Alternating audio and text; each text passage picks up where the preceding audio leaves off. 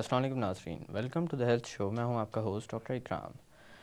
ناظرین، آج کے پروگرام میں ہم تذکرہ کریں گے ایک ایسی علامت کا جو کہ انسان کی روزمرہ کی زندگی اور اس کے تعلقات پر بہت بری طرح اثر انداز ہوتی ہے، کیونکہ اس علامت کے ساتھ شرم کا پہلو بھی وابستہ ہے۔ اسی لیے عموماً لوگ اس کی بنا پر معالج سے رجوع نہیں کرتے۔ نتیجہ یہ نکلتا ہے کہ یہ معاملہ دن بدن بد سے بدتر ہوتا جاتا ہے اور ایسے لوگ آخر کار تنہائی اور ڈپریشن کا شکار ہو جاتے ہیں۔ جس مسئلے کا میں تذکرہ کر رہا ہوں وہ ہے بلا ارادہ پیشاب کا خطا ہو جانا۔ یہی ہمارا آج کا موضوع ہے۔ اس موضوع پر روشنی ڈالنے کے لیے بطور مہمان ہمارے اسٹوڈیو میں موجود ہیں ڈاکٹر محمد طفیل، جو ایک consultant general surgeon and urologist ہیں اور جن کا تعلق میمن میڈیکل انسٹیٹیوٹ ہاسپٹل سے ہے۔ آئیے ان سے بات کرتے ہیں۔ السلام علیکم ڈاکٹر صاحب۔ وعلیکم السلام۔ کیسے ہیں آپ؟ الحمدللہ۔ ڈاکٹر صاحب، بلا ارادہ پیشاب کا خطا ہو جانا دیکھا جائے تو ایک ایسی بیماری ہے جو کہ انسان کی خود اعتمادی کو پوری طرح ختم کر دیتی ہے۔ یہ معاملہ ہمارے یہاں کتنا عام ہے اور کیا لوگ اس کی بنا پر رجوع کرتے ہیں آپ سے؟ دیکھیں، یہ معاملہ عام تو ہے، لیکن کافی انڈر رپورٹڈ ہے۔ ہمارے یہاں لوگ شرماتے ہیں، جھجکتے ہیں، جی، تو اس لیے ڈاکٹرز کے پاس کم جاتے ہیں، خاص طور سے خواتین۔ اچھا، خواتین کا جیسے آپ نے تذکرہ کیا تو خواتین زیادہ متاثر ہوتی ہیں یا مرد حضرات؟ مردوں کے مقابلے میں خواتین زیادہ متاثر ہوتی ہیں۔ اور کیا اس کی اقسام بھی ہوتی ہیں یورینری انکانٹیننس کی؟ جی ہاں، اس کی مختلف اقسام ہوتی ہیں، اور یہ ایک علامت ہے، یہ ایک بیماری نہیں ہے، یہ علامت ہے، اور اس کے پیچھے کافی بیماریاں اس کو پوشیدہ ہو سکتی ہیں۔ پوشیدہ ہو سکتی ہیں، جس کی یہ ایک علامت ہوتی ہے۔ تو اس کی مختلف اقسام ہیں، جیسے کہ ایک تو پیشاب خطا ہونا ایسے ہوتا ہے کہ اگر انسان کو کھانسی آئے یا چھینک آئے، جی، اس میں کچھ قطرے خطا ہو جانا، یا کوئی وزنی کام کرے تو کچھ قطرے خطا ہو جانا، یہ ایک معاملہ ہے۔ قسم ہے جس کو اسٹریس انکانٹیننس کہتے ہیں۔ ایک انکانٹیننس ہوتی ہے جس کو ہم کہتے ہیں ارج انکانٹیننس، یعنی اس میں ایسا ہوتا ہے کہ پیشاب کا خیال آتا ہے اور مریض پیشاب کرنے پہنچے اس سے پہلے ہی کچھ قطرے خطا ہو جاتے ہیں، تو یہ ایک ارج انکانٹیننس ہے۔ جی، دوسرا یہ ہے کہ بغیر ارادے کے، بغیر خواہش کے پیشاب مسلسل جاری رہے، جی، تو جس کو ہم کمپلیٹ انکانٹیننس بھی کہتے ہیں۔ تو مختلف اقسام ہوتی ہیں اس کی، اس میں جیسے کچھ بچوں میں خاص طور سے ہوتا ہے، جیسے رات میں پیشاب خطا ہو جانا، جی، جس کو ہم نوکٹرنل انیوریسس کہتے ہیں۔ جو سوتے میں اکثر ہوتا ہے۔ جی ہاں، تو یہ مختلف اقسام ہوتی ہیں۔ اچھا ڈاکٹر صاحب، آپ نے تذکرہ کیا تھا کہ یہ ایک علامت ہے، جی، اس کے پیچھے جو وجوہات ہیں یا مختلف بیماریاں پوشیدہ ہو سکتی ہیں۔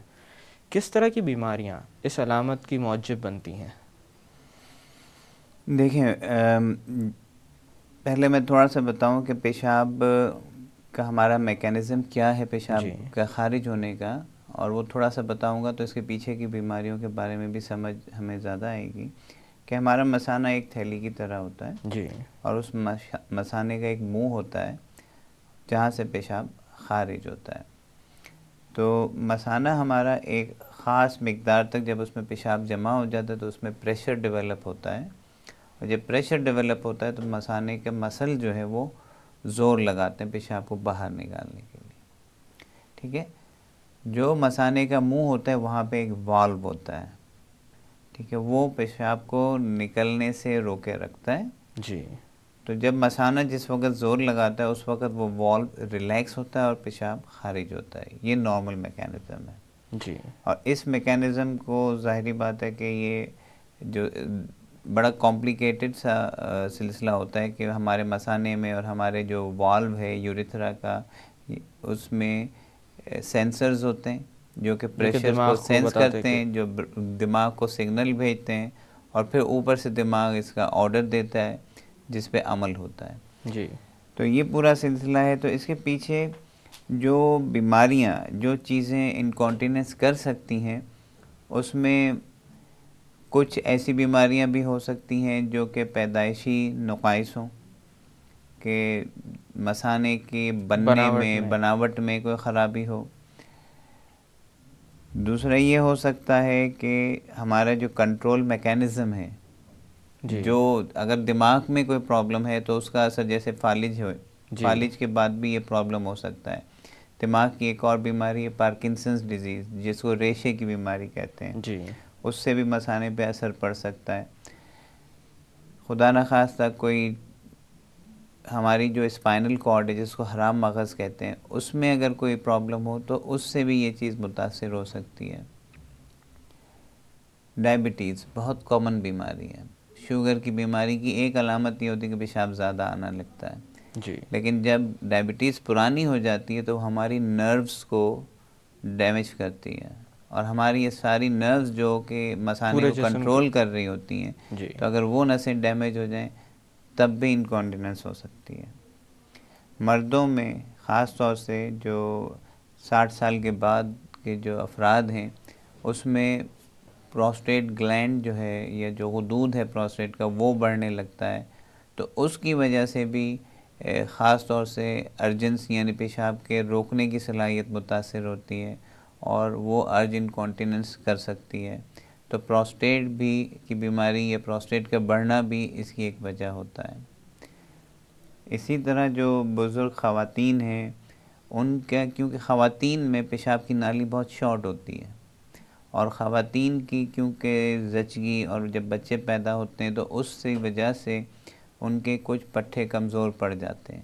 جی، اور اس طرح سے بڑی عمر میں کچھ ایسے چینجز آتے ہیں جس کی وجہ سے ان میں انکانٹیننس کے چانسز ہوتے ہیں. اور کبھی کبھی یہ عورتوں میں خاص طور سے کسی سرجری کی کمپلیکیشن سے بھی ہو جاتے ہیں.